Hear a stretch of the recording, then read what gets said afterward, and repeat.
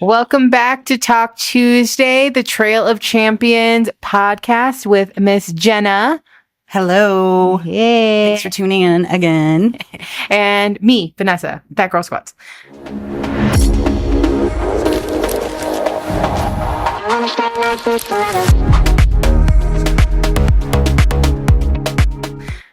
We are talking Olympia. Oh, where do I start? Yeah. So we both went for very different reasons. She was obviously on stage. I will insert video here. And then I went and did my thing as far as recording for Cass, who was also another wellness Olympian.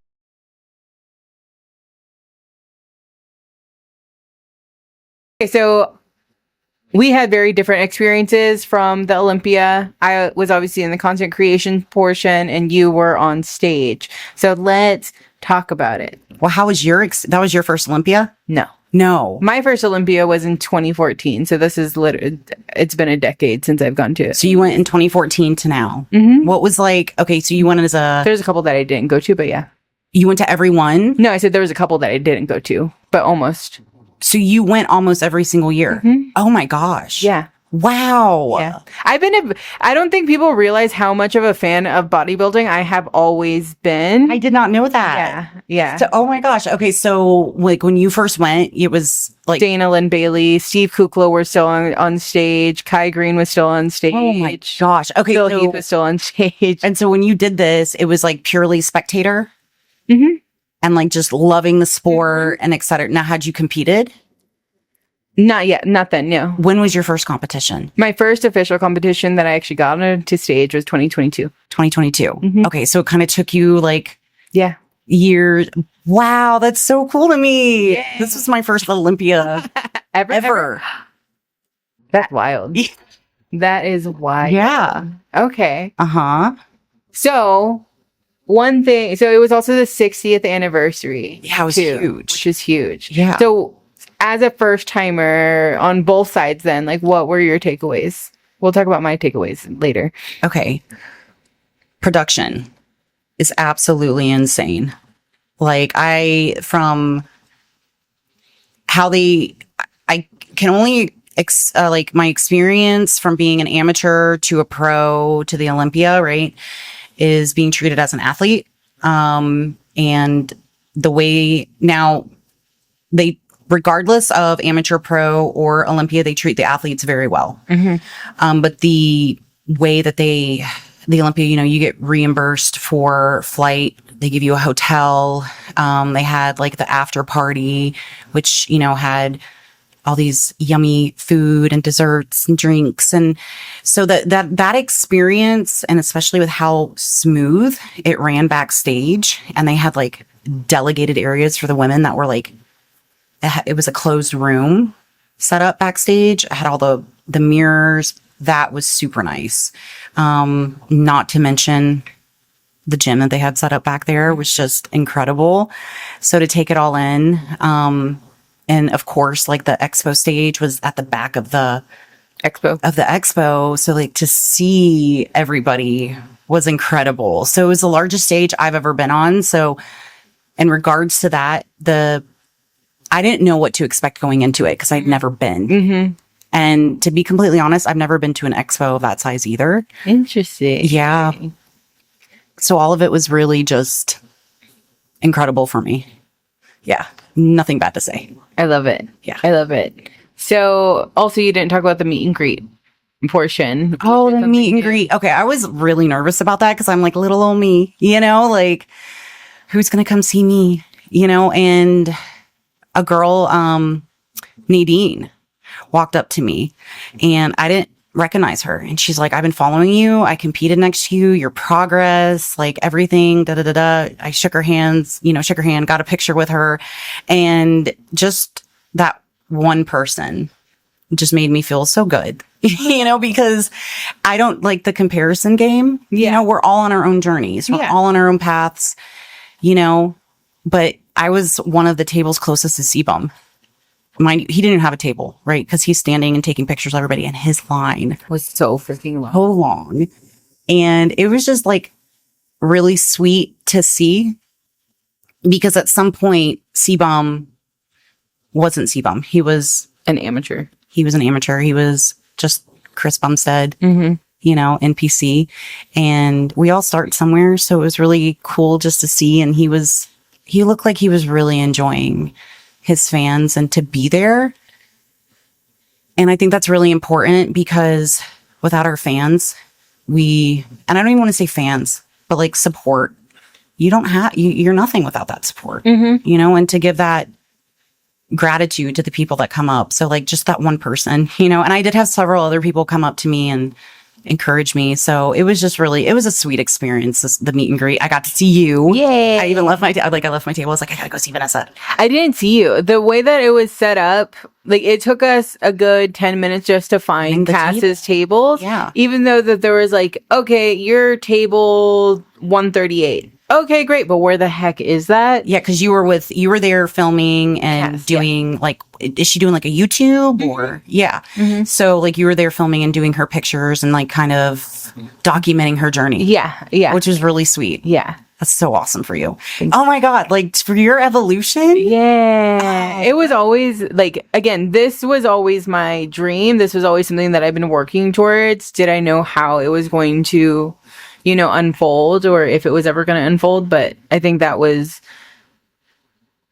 something that people that are closest to me, for like, they're not surprised that I'm doing as much as I am doing now. Yeah. I'm excited. I'm just happy because that's like, you know, you always hear about people like having like, sometimes you meet people at the end, like they're already at their dream. Yeah. Right. But to know like that's where you started, like in the stands, and now you were like, you know, essentially backstage, the meet and greet, the VIP, like that's incredible. Thank you. Yeah, It was a lot of fun. It was a lot of fun. And it was definitely like, so for those of you that I don't know, I have clients like that I shoot for as far as like recording or photos and stuff. And some of them are amateurs and some of them are pros. But then, and like I've obviously shot for pros at shows on behalf of Battle Media, but those are still very different experiences than what I did with Cass. So like Cass, like, and at this point her YouTube video has already been launched, so great, you guys can go and check it out. But the amount of camaraderie that her team has, the structure that she did have, even though it was very chaotic, like as you know, and as most competitors know, show day is always crazy. Yeah. And there's always things that we need to do. The thing that I was very surprised about was how many freaking photo shoots that she did. Day before, day after, 2 days after. It was a lot, and she was just constantly going. But I think that is like one of the biggest differentiators between a pro and an Olympian, and a pro Olympian that has sponsors, that have sponsor requirements. Yep. And so being able to experience that and see what she's going through, and like being able to kind of like get her out of her shell, was I was extremely honored to have that opportunity. I mean, I can imagine that's rewarding. Yeah. Because like you create like a safe place. Like I had support. My friend Felicity flew out, and she and we have like kind of like a dark sense of humor, but like not kind of, we're dark. She told me leading up to the show, she's like, I'm going to be your peasant, like whatever you need help with. And, you know, I'm like, Felicity, I'm not going to treat you like that. But, you know, even like walking places, she's like, let me have your water. Yeah. Let me get your bag. Like she was just there. And it just, you know, being a single mom, it's like I always have to do for myself, you know, and she's a single mom too. And so just to have her support there allowed me to kind of just relax a little bit, and it meant the absolute world to me. And now granted, she didn't have a, you know, like you with your equipment, but she had her phone and she was taking all these pictures. I mean, I didn't even know it. And looking forward to a future where one day I can pay that back to somebody, because it's so rewarding to pour back into others. So it's that support. So I'm sure Cass really appreciated that safe space to just kind of like do her thing. Yeah. While you filmed her. And Yeah. I think that we've talked about it a lot, is that if you've seen any of her previous YouTube videos, she was always quiet. And she is very quiet. She is a very timid person. Reserved, maybe? Yeah, reserved. She would say she's timid too. She's very reserved, and which is so funny because, like, obviously, like, again, you're getting on stage and like you're half naked, like always, but she didn't talk at all because because going into shooting for her, I had to do my research. I've seen her talk like on the Dragon Pharma like YouTubes, and that was the most talkative that I've seen her. But on her personal stuff, it was always very, like, you would never get anything from her. So I was just like, I went in there with like a very specific goal of, I cannot have the viewers feel like they're just sitting in a room in silence, you know? And so I was very happy that she was receptive and that we're continuing our partnership.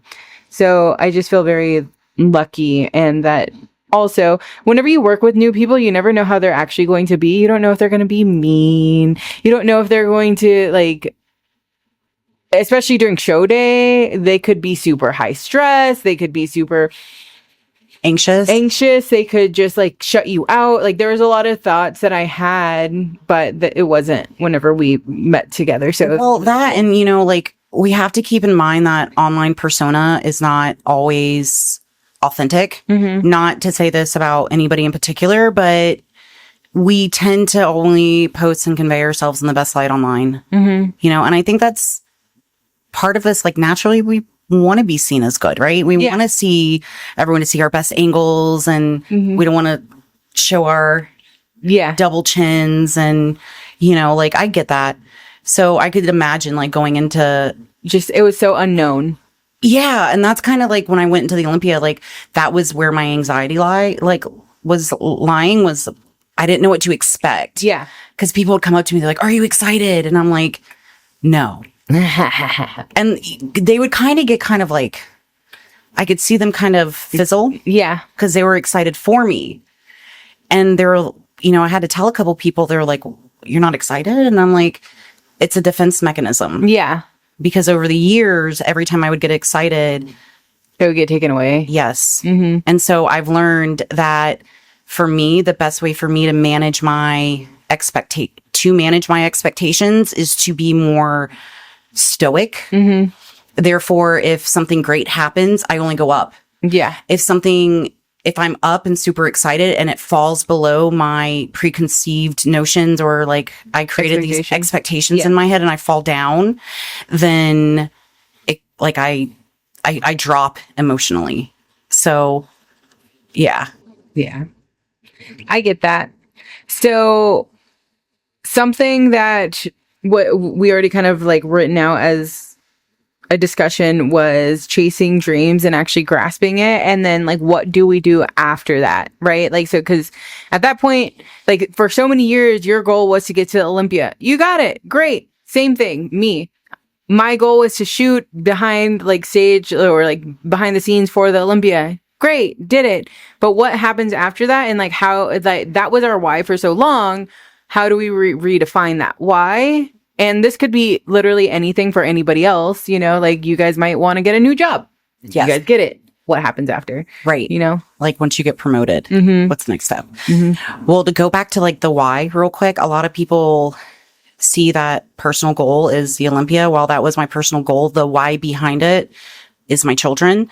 I just want to provide for them. And I tell people, I don't want to give them an easy life. I want to give them a better life. I don't think, you know, not to like digress too much, but I don't want to like give my kids an easy life. I want them to be formidable, strong humans, and that requires tests and difficulty, you know, but that was my why. And so what happens now that I've achieved this goal is the Olympia status garners just trust. My clients just trust me. Like, you've made it to the Olympia stage. Like, they trust that I have some kind of knowledge there, you know, so that's it. And then moving forward, like, I'm so happy that I didn't place higher than I did. And that might seem odd to hear. But I got a really good understanding of what I need to do to get better. And I'm glad, like, somebody's got to be at the bottom. You might as well have a good attitude while you're there. And to learn. I always say you're not losing if you're learning. So moving forward, it's like, okay, I'm going to grow and work hard and try to climb the ranks. And I'm just looking forward to improving. So moving forward past the Olympia, I would eventually like to garner some sponsorships, more clientele, and just build my business. Yeah. I love it. So we had a little bit of a technical issue. We cut off at some point, but let's just do a real quick recap, and let's talk about what happens when you finally get to your perceived goal. How do you kind of like recalibrate? Once I reach, so we talked about Olympia, you got to shoot backstage and be there filming me as a competitor. I didn't allow my placement to bog me down in a sense where I feel like I didn't do good enough, unworthy. Now I'm just like, okay, it is what it is, and back to the drawing board. And let's improve. Yeah. So I feel like it was a really good starting point at the Olympia level. Yeah. Anytime that we talked, you would always be very vocal about you being at the bottom of the totem pole. So I think that you've always had this personality and this notion, I'm just happy to fucking be there. Yeah. I'm just happy I made it. I did it. Great. But you always had this mentality of constantly improving and being better. So I think that is something that most people should adopt in a mentality, and it does take practice to get there. It does. And then you also have to fight your inner imposter syndrome, which is another topic that we wanted to talk about, of how do you actually quiet those noises and how do you manage it? Because I feel like any elite person or business person or athlete, they'll always have some type of sense of imposter syndrome. Right. Do I have enough education or experience to lend advice or to even be where I'm at? Or be worthy. Yeah. Or to be worthy. And yeah. So I think through the way I handle my imposter syndrome is through repetition. So, for instance, I'm a posing coach, and so a lot of women are very scared to get on stage for the first time, which is my favorite, because that's part of the reason why I started bodybuilding. But to understand that through practice, you'll get more and more confident, and you don't always need the confirmation from other people, So while I didn't do my best at the Olympia, I know that I earned that spot. And despite where I placed, I'm going to go back and do it again. And hopefully do better. Yeah.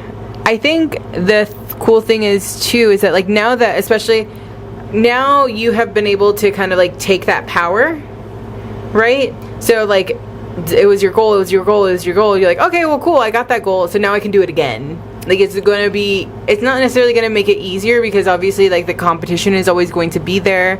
There's always going to be other outlying factors, but now you know that you are capable. Yeah. What's wild is for months I was saying, this is my last show. This is it. I'm retired. I hit my goal and I'm going to be done.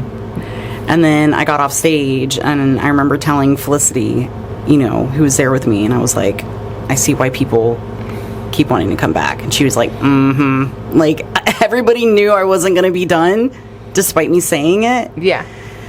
They would just support me, okay, but I guess the people that I did tell knew that I was just kind of burnt out and tired. And then, I got some carbs in me. And I was like, I gotta go back. And also, before we got cut off, or when we got cut off, you were talking about the outlying factors that you were handling, which was you getting sick and getting sick and getting sick 4 weeks out. So that also adds to the feeling of burnout and not wanting to go back. Yeah, 4 weeks out, got sick. I was out for 3 days, exactly 2 weeks prior to the show. It was either allergies or sickness. I was so run down at that point, I don't know. But my lines were disappearing, and it was like I was so proud of myself for the cardio I was putting in. Like, I was just so proud. I was like, I've never performed like this on cardio, and things just weren't coming to fruition the way I envisioned. So despite all of that, it's like I'm going to take the pressure off of me, knowing my physique isn't where I want it to be, out of my control. I said, okay, let's go out there and just do the best I could. And that performance was, I've never felt more calm, cool, and at peace. Like, very proud of myself in that regard. We recorded it on our cameras, like on our phones and stuff, and then also like seeing the playback. It's just like the amount of times that I have seen you do your posing routine in the last year plus is a lot.